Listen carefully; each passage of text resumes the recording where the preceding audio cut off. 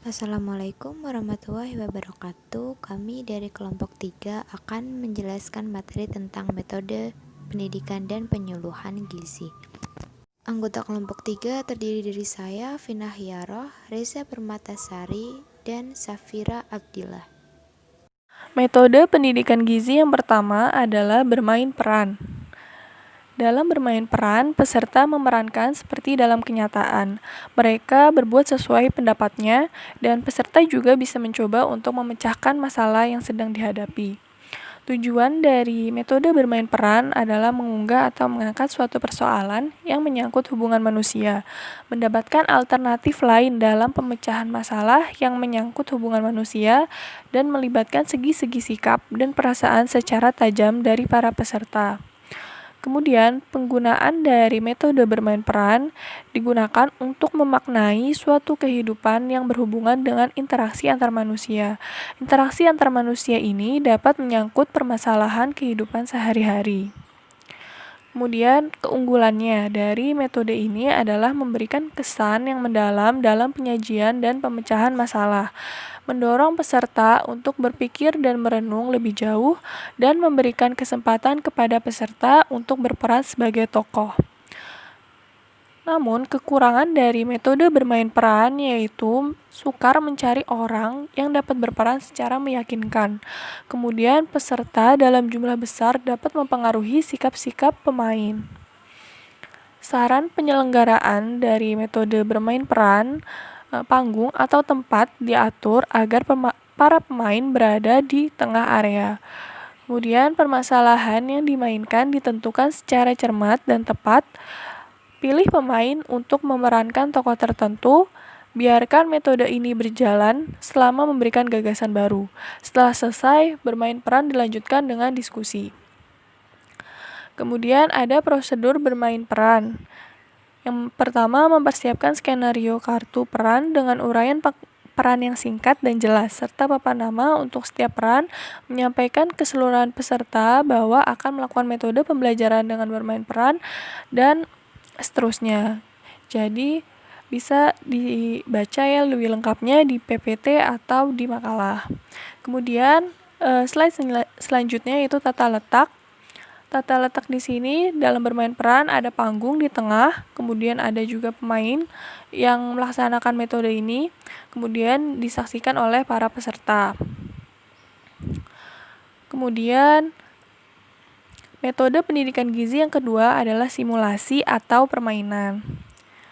Metode simulasi adalah permainan yang direncanakan, yang maknanya dapat diambil untuk kepentingan sehari-hari. Tujuan dari simulasi atau permainan yaitu peserta menjadi lebih sadar pada kebiasaan-kebiasaan kurang baik, peserta didik menjadi lebih peka, tahu kekurangan dan kelebihannya sendiri, dapat mengembangkan diri peserta sesuai dengan potensi yang dimilikinya. Kemudian penggunaan metode simulasi digunakan untuk memaknai hubungan antar manusia dengan berbagai macam permainan sehingga para peserta dapat memahami kelemahan dan kelebihan dan juga untuk mengembangkan potensi diri. Lalu keunggulan partisipasi peserta dalam suatu kegiatan, peserta langsung mengalami dan berbuat lebih santai dan peserta dapat memahami permasalahan dalam kehidupan sehari-hari. Peserta dapat menarik makna sesuai dengan permasalahan dalam kehidupan sehari-hari dan permainan akan menimbulkan kesan yang mendalam. Kekurangan, apabila topik permainan tidak tepat, maka tujuan simulasi tidak tercapai, membutuhkan alat-alat untuk mendukung permainan. Terkadang peserta sulit ditunjuk dan menolak menjadi pemain dalam simulasi, dan umumnya berhenti pada pemain dan makna atau manfaatnya tidak dapat digali. Saran penyelenggaraan: pilih topik permainan yang sederhana dan mudah untuk dimainkan peserta. Jelaskan tujuan permainan sebelum permainan dimulai. Salah satu peserta bertugas sebagai pengamat saat permainan berlangsung. Berikan kesempatan pada pemain dan pengamat untuk memberikan komentar atau tanggapan tentang permainan setelah permainan selesai. Dan buatlah kesimpulan dari permainan yang dihubungkan dengan kehidupan sehari-hari. Prosedur: terdapat dua prosedur dalam metode ini, yaitu persiapan dan pelaksanaan. Persiapan terdiri dari materi simulasi dalam bentuk satuan pembelajaran atau satpel, menetapkan kemampuan dan situasi yang akan dihadapi dalam bentuk simulasi, menyusun skenario agar langkah-langkah pelaksanaan jelas, dan seterusnya.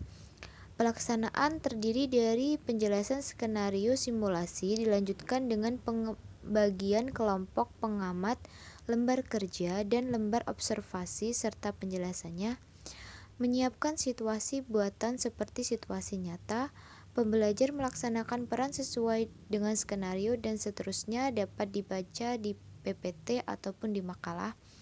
Kemudian tata letak dapat dilihat. Metode yang ketiga yaitu meninjau lapangan atau field trip. Metode meninjau lapangan adalah pergi ke tempat-tempat baik di komunitas atau tatanan lain yang dianggap perlu untuk memantapkan hasil belajar. Tujuannya yaitu agar para peserta mendapat gambaran langsung dari kenyataan yang ada di masyarakat. Penggunaan metode ini berguna untuk peserta perlu memahami dan merasakan permasalahan secara nyata. Peserta mengalami kegiatan nyata yang ada di masyarakat. Peserta perlu mendapatkan gambaran langsung dari kenyataan yang ada. Keunggulan dari metode ini yaitu peserta dapat mengenal permasalahan yang ada secara langsung sehingga pemecahan masalah lebih sesuai dengan kenyataan. Peserta mendapat keterangan langsung dari lapangan dan dapat belajar dari hal-hal yang praktis, menimbulkan kesan pada peserta karena dapat melihat secara langsung kenyataan yang ada di lapangan, dapat mendorong tempat yang dikunjungi untuk berkembang menjadi lebih baik. Kekurangannya yaitu memerlukan banyak waktu, terutama jika tempat yang akan dikunjungi jauh. Apabila tujuan kunjungan tidak jelas dan peserta tidak tertarik untuk mengikutinya, hasilnya tidak mempunyai makna dan sifatnya hanya sebagai hura-hura saja. Ada kalanya petugas lapangan merasa terganggu, terutama jika dikunjungi terlalu sering meskipun orang-orang yang datang berbeda-beda. Saran penyelenggaraan, peserta didorong untuk merencanakan kunjungan di bawah arahan fasilitator. Daerah yang akan dikunjungi harus dipersiapkan terlebih dahulu melalui perjalanan khusus. Penjajakan dapat secara langsung maupun melalui surat atau media lainnya. Hal-hal yang perlu dijajaki yaitu bila mana dapat menerima kunjungan, apa yang akan dilihat atau dipelajari, tata tertib kunjungan, dan sebagainya. Persiapan souvenir atau tali asih untuk daerah yang akan dikunjungi, dan bila perlu rancangan laporan hasil kunjungan dibuat.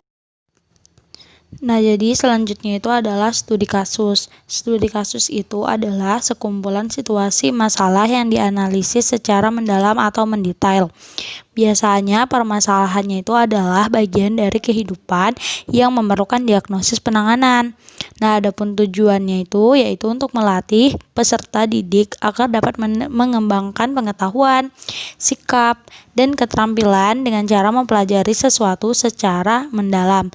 Nah, adapun penggunaannya itu sebagai landasan diskusi, kemudian sebagai landasan bagi pengembangan alternatif pemecahan masalah, kemudian ada menganalisis masalah secara mendalam, kemudian membantu peserta memahami masalah secara detail, kemudian ada pemilihan kasus yang baik dapat memberikan wawasan yang luas mengenai prinsip-prinsip tertentu dan bagaimana pelaksanaannya. Kemudian ada memungkinkan pertukaran pendapat dan mengadakan evaluasi.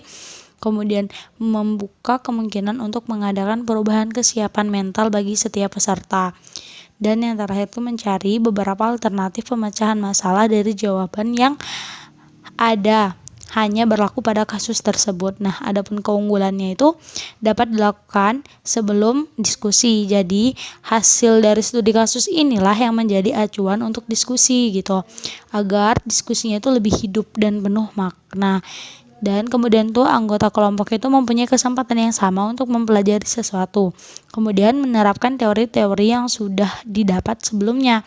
Nah, adapun kekurangannya itu pertama membutuhkan keterampilan menulis. Karena pada studi kasus ini dibutuhkan laporan yang ditulis yang disajikan dalam bentuk tertulis. Kemudian memerlukan banyak waktu, kemudian ada sulit dipakai untuk mengukur hal-hal yang bersifat emosional. Kemudian ada dapat menimbulkan frustasi bila tidak dapat alternatif pemecah yang dapat dihasilkan. Adapun saran penyelenggaraan itu materi yang dibahas di studi kasus itu harus dipersiapkan secara matang. Kemudian pilih studi kasus yang rasional dan praktis serta tidak ekstrim. Kemudian lebih baik mengambil materi yang berhubungan dengan tugas sehari-hari, misal ahli gizi. Lebih diutamakan kayak mengambil kasus tentang DM atau yang emang sering dipelajarinya gitu. Kemudian tidak mencantumkan nama lembaga untuk menjaga integritas atau nama baik. Nah, selanjutnya ada simposium. Nah, simposium itu adalah serangkaian pidato pendek di depan pengunjung dan seorang pemimpin.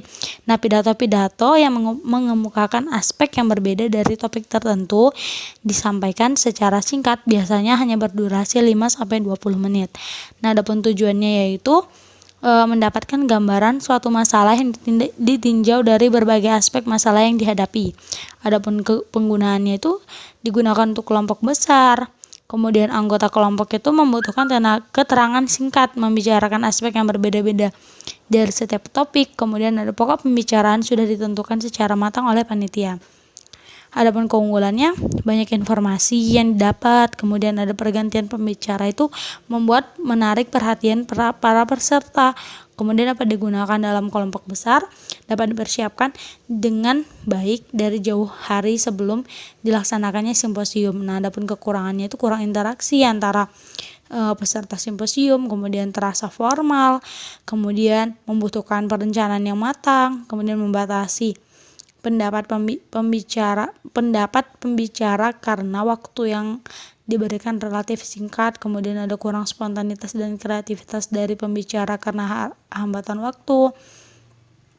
Dan ada saran penyelenggaraan. Di sini tuh saran penyelenggaraan tuh panitia harus serius dan harus selalu berkoordinasi setiap saat karena pembicaranya itu adalah para pakar dan umumnya itu pejabat. Jadi kalau para pakar dan pejabat itu sulit, kayak terlalu padat waktu dan schedule-nya. Jadi disinilah fungsi panitia harus berfungsi untuk selalu mengkoordinasi setiap saat. Nah, kemudian ada perlu penataan ruangan karena kenyamanan daripada peserta itu menjadi pokok juga dalam simposium. Kemudian ada panitia wajib membuat laporan pelaksanaan simposium. Nah, adapun tata letaknya itu yaitu di depan ada pembicara, kemudian ada meja panjang, di sebelah kanan ada moderator, sebelah kiri ada podium, dan di depannya ada para peserta.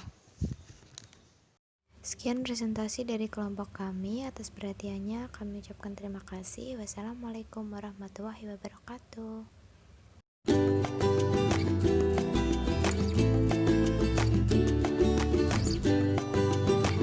Assalamualaikum warahmatullahi wabarakatuh. Kali ini kami dari kelompok 3 akan memperagakan salah satu metode pendidikan gizi, yaitu dengan metode ceramah.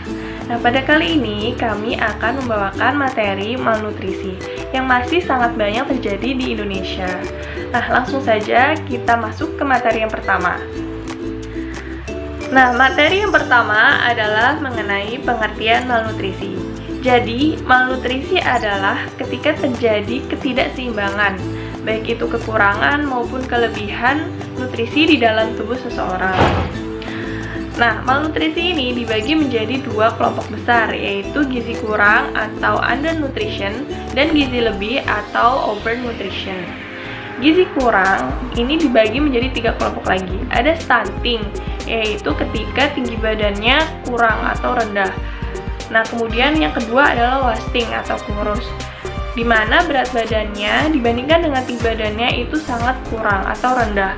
Kemudian yang ketiga ada underweight, di mana berat badannya dibandingkan dengan berat badan ideal itu sangat kurang atau di bawah.